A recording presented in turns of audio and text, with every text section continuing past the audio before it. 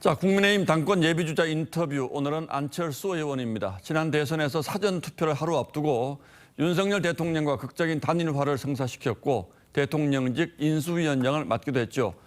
국민의힘에 들어온 지 불과 6개월 만에 당권 도전에 나선 속마음을 저희 기자들이 집중적으로 물어봤습니다. 당권 도전 의사 여러 번 밝히셨는데 공식 선언을 하신 겁니까? 저는 확실하게 당권 도전합니다. 당내 지지 기반이 좀 약하다는 평가가 있습니다. 승산 같은 거 어떻게 판단하고 계신지. 오히려 그러면 저는 챙길 사람이 적다는 말 아니겠습니까? 당내 선거 때 많이 나온 분들은 그만큼 신세진 분들이 많기 때문에 저는 그럴 일이 전혀 없다는 거, 그게 장점이라는 말씀드립니다. 국민의힘에 지금 필요한 리더십은 어떤 게 있을까요? 첫 번째는 공천을 정말 공정하게 관리하는 게 가장 중요합니다. 일당이 되지 못한다면 윤석열 정부 5년 동안에 개혁을 하기가 굉장히 힘든 것 아니겠습니까?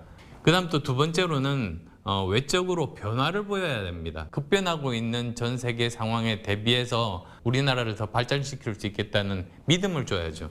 또 일각에서는 차기 대권 불출마를 선언하고 전당대회에 출마해야 된다. 저는 너무 한가한 이야기라고 생각합니다. 지금 중요한 게 뭡니까? 총선 승리거든요. 총선에서 승리한 당대표가 자동적으로 대선 후보가 된다는 그런 보장은 어디에도 없습니다. 그것은 우려 내지는 공격을 위한 공격이다. 수도권을 잘 아는 사람이 이겨야 된다고 말씀을 하셨는데 혹시 다른 경쟁자들을 염두에 두고 한 말씀이신지요? 그렇지는 않습니다. 전체 300석 중에서 거의 절반을 차지하는 수도권에 대해서는 제대로 승리를 하지를 못한다면 우리는 미래가 없습니다. 제 목표가 있습니다. 저는 다음 총선 때 민주당의 의석을 100석 이하로 만든다. 저는 그게 목표입니다. 당대표라는 위치가 대통령과의 소통도 중요한데요. 잘 할 수 있다고 보십니까? 저는 윤석열 정부의 성공에 누구보다도 절박한 사람입니다. 제가 인수위원장 시절에 윤 대통령께 말씀을 드렸죠. 당으로 돌아가서 제대로 잘 정비하겠다, 이런 말씀을 드렸었습니다. 거기에 대한 윤 대통령의 답은 뭐였나요?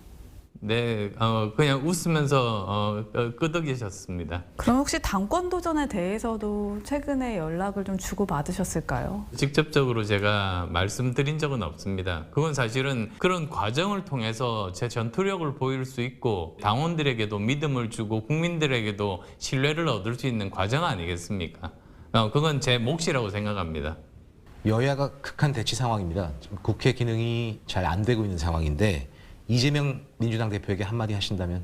한마디로 제가 더 드릴 말씀이 없습니다. 이제는 돌아오기에는 너무나 멀리 갔습니다.